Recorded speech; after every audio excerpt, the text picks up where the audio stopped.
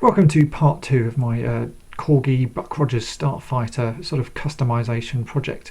Here in front of me you'll see the completely paint stripped version of the Starfighter from the last video. Now it's time to give this a coat of paint. I'm going to use standard sort of spray can paints to give this a white coat. The stuff I'm using is the same that I use to paint my Dinky Eagles, so check out that video to see which type of paint it is. And a coat of that should give a nice finish. It's not too glossy, so it'll give a nice sort of reasonably matte finish to this ship. So let's go ahead and get that painted.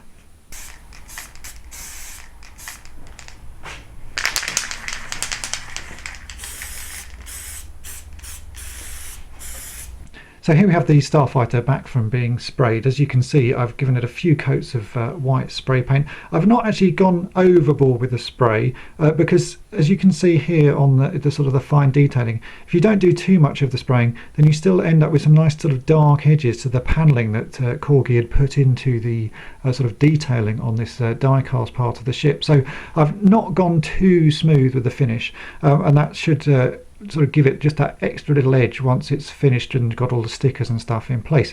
I've also given this a quick coat of a clear lacquer spray that I have here. This is just to sort of add an extra bit of protection to the paint finish. It makes it that little bit tougher so it's not going to chip too easily. So for the next part of this sort of modification, I need to recreate some sort of stickers to go on this ship, and I've spent a little bit of time in Photoshop today, and I've recreated a few stickers to these are more like the Mego larger style Starfighter than the Corgi one.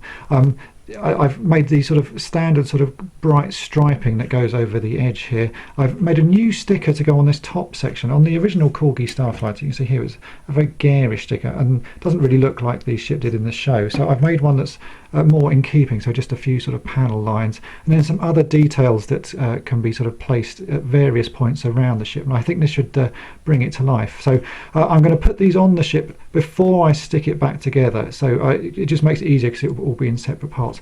This sticker sheet I will put available on my website, so follow the link in the details that come with this video and you'll be able to get a copy of this decal sticker sheet if you want to update and modify one of your own Corgi Starfighters. So let's go ahead and apply these stickers. I find the best way to sort of deal with stickers is I've cut these out using a pair of scissors, and I'm going to use a very small pair of tweezers here to remove the stickers and then apply them to the ship. I find my fingers are just too large to get any sort of fine control, and the tweezers allow me to do that.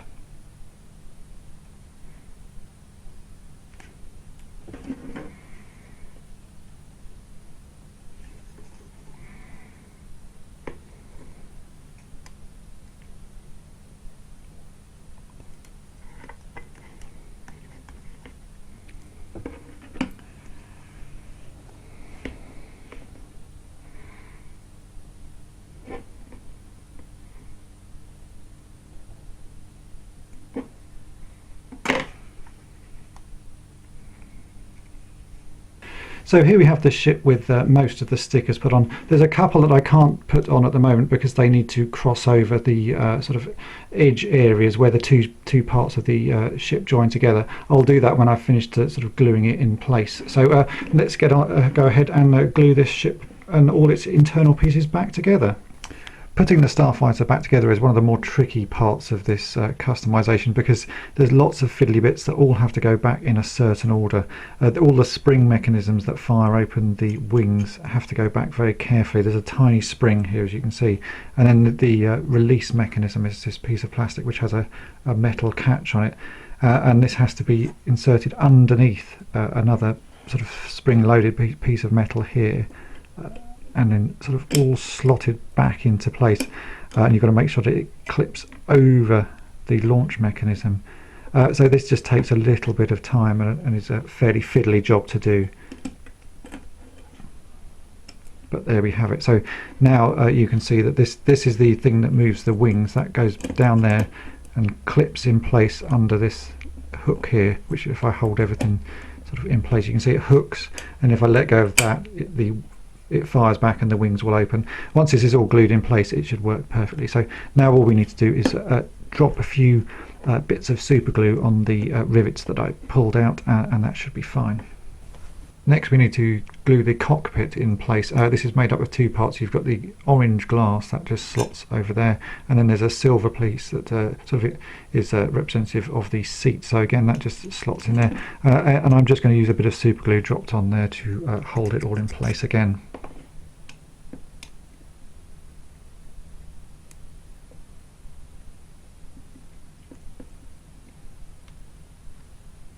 The final piece to put back together on the inside of this Starfighter is the missile launch section. There are two firing pins here, as you can see, and these just need to be dropped back into their sort of. There's a little notch where there's a sort of hinge piece that goes on either side. So drop them both back in. I use a pair of tweezers for this because it's fairly fiddly.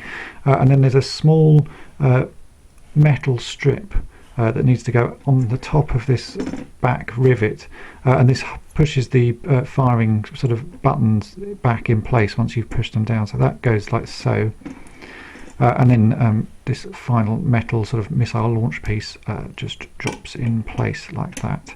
And again, this can just be held in place with a few drops of super glue on the rivets that were drilled out earlier.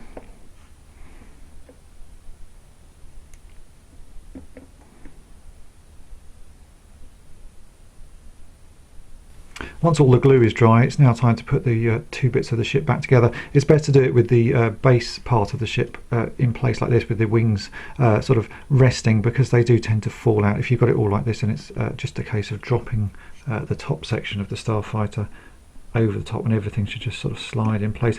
Once you've done this, you can sort of hold the ship together, turn it back over, and then do a few more bits of glue on the rivets that are drilled out, and it should all hold together nicely.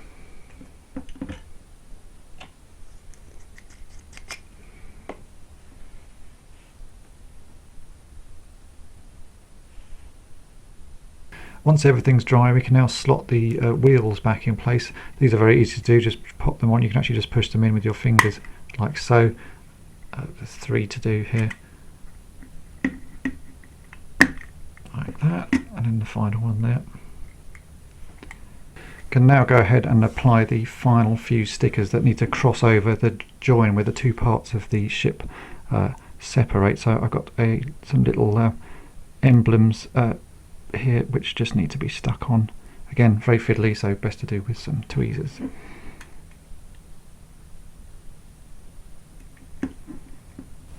And so here we have the final Starfighter. On the left is the one that I have modified, on the right is the original Corgi one. As you can see, removing the front plane from the Starfighter makes it look so much more sort of stylish and fast, like it did in this show.